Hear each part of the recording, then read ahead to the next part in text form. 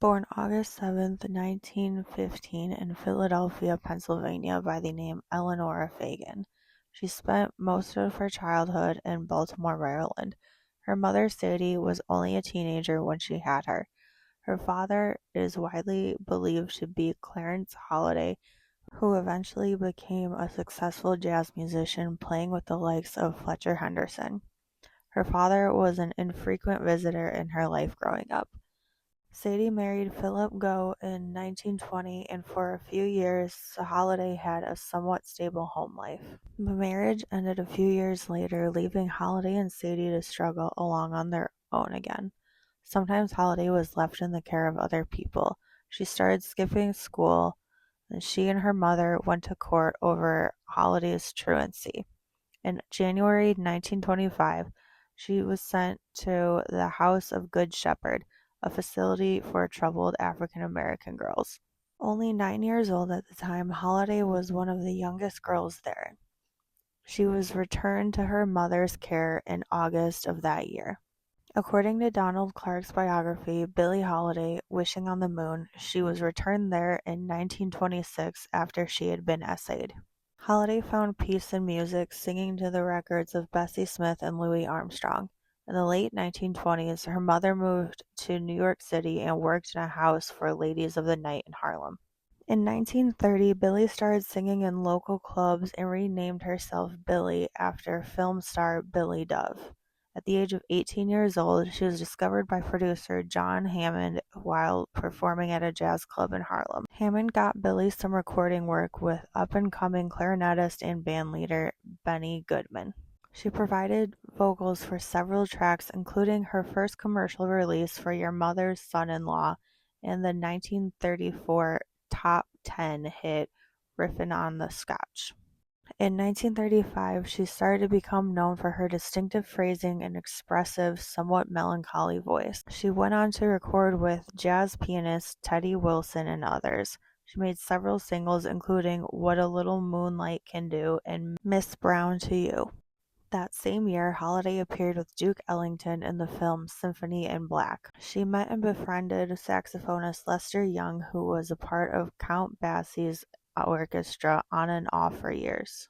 At one point, he even lived with Holiday and her mother Sadie for a while. In 1937, Young gave Holiday the nickname Lady Day. That same year, she joined Basie's band. She called him Prez because she thought he was the greatest. She toured with Count Basie's orchestra and worked with Artie Shaw and his orchestra. They broke new grounds with Shaw. She was one of the first female African-American vocalists to work with an all-white orchestra. Voters objectified to Holiday, her race, and for her unique vocal style. She ended up leaving the orchestra out of frustration. On her own, she performed at New York's Cafe Society and developed her trademark style persona there, wearing garnitas in her hair and singing with her head tilted back. She debuted two of her most favorite songs, God Bless the Child and Strange Fruit. Columbia, her record company at the time, was not interested in Strange Fruit, which was about a powerful story about the unaliving of African Americans with a rope in the South. She recorded the song with the Commodore label instead, which became one of her signature ballads. With the song, there became a lot of controversy that surrounded it. Radio stations, especially in the South, banned the record, which only made it a hit. Throughout her years of performing, she sang songs of stormy relationships. "Tain't Nobody's Business If I Do" and "My Man," which were all about personal relationships that were often destructive and abusive. In 1941, she married James Monroe. Already known to drink, Holiday picked up her new husband's habit of smoking opium. However, the marriage didn't last and they divorced later on. Unfortunately, Holiday's problems with substance abuse continued. In 1939, after singing her song Strange Fruit, she received a warning from the Federal Bureau of Narcotics, which is a government agency that lasted from 1930 to 1968.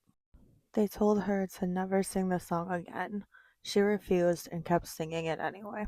FBN Commissioner Harry Anslinger believed Holiday to be the symbol of everything that America had to be afraid of. He was widely known to be a racist. His mission was to take down Holiday for her drug and alcohol addiction. He was relentless with his pursuit. That same year, Holiday had a hit with God Bless the Child. In 1944, she signed with Decca Records and scored an R&B hit the next year with Lover Man. Her boyfriend at the time was trumpet player Joe Guy. They started abusing hard drugs together. In October 1945, the death of her mother, she started drinking more heavily and escalating her drug use to ease her grief. Despite problems, she remained a major star in the jazz world and even in popular music as well. In 1947, she appeared in the film New Orleans, playing the role of the maid alongside her idol Louis Armstrong. Her drug use caused her a great professional setback that same year, and she was arrested and convicted for narcotic possession. She spent 1 year and a day in jail and attended to a federal rehabilitation center in Andersonville, West Virginia. The following year, new challenges arose. Because of her conviction, she was unable to get the unnecessary license to play in cabarets and clubs. Performers at the time needed a New York City cabaret identification card to perform in venues that served alcohol. This was required for all performers in nightclubs from 1920 Prohibition until 1967. She could still perform at concert halls and sold out a show at Carnegie Hall not long after her release from prison. With the help from John Levi, a New York City club owner, she played in New York's club Ebony. Levi became her boyfriend and manager. By the end of the 1940s, he joined a long list of men who took advantage of Holiday. Around that time, she was again arrested for narcotics. However, she was acquitted of all charges. In the 1950s, her hard living started to take a toll on her voice. She continued to tour and record. In 1952, she recorded for Norman Granz, the owner of several small jazz labels. 2 years later, she had a hugely successful tour in Europe. In 1956, she caught the public's attention by sharing her life story with the world. Her autobiography, Lady Sings the Blues, in collaboration with William Dufty. She was in rough shape at the time when she worked with Dufty on the project, so some of the material must be taken with a grain of salt.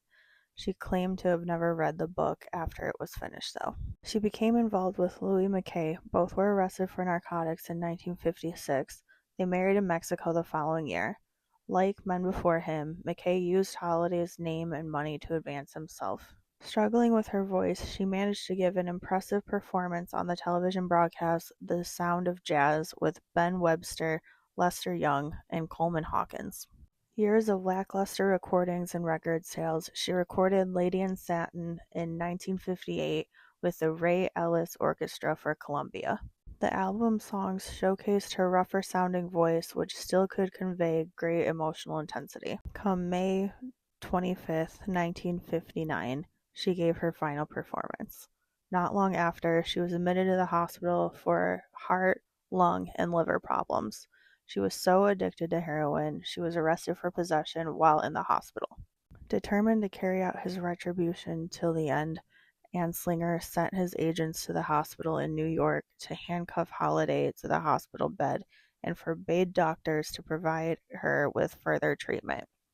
On July 17, 1959, Holiday passed from alcohol and drug-related complications at the age of 44 in New York City. She passed with just 70 cents, which is $7.74 today, in her bank account and was handcuffed to the hospital bed. July 21st, 1959, more than 3,000 people turned up to her funeral to say goodbye to Lady Day. It was held at St. Paul the Apostle Roman Catholic Church. A who's who of the jazz world attended this sad occasion, including Benny Goodman, Gene Krupa, Tony Scott, Buddy Rogers, and John Hammond. She's considered one of the greatest jazz singers of all time and has been an influence for singers who followed in her footsteps. Her autobiography was made into the 1972 film Lady Sings the Blues, Diana Ross playing Holiday. It helped renew an interest in Holiday's recordings. In 2000, she was inducted into the Rock and Roll Hall of Fame, with Ross handling the honors. In 2021, Andrade portrayed Holiday in the biopic The United States vs. Billie. Thank you for watching. If you like this video, please follow for more. As always, be kind and do something that makes the world a better place today, tomorrow, and for the future to come. Have a good one.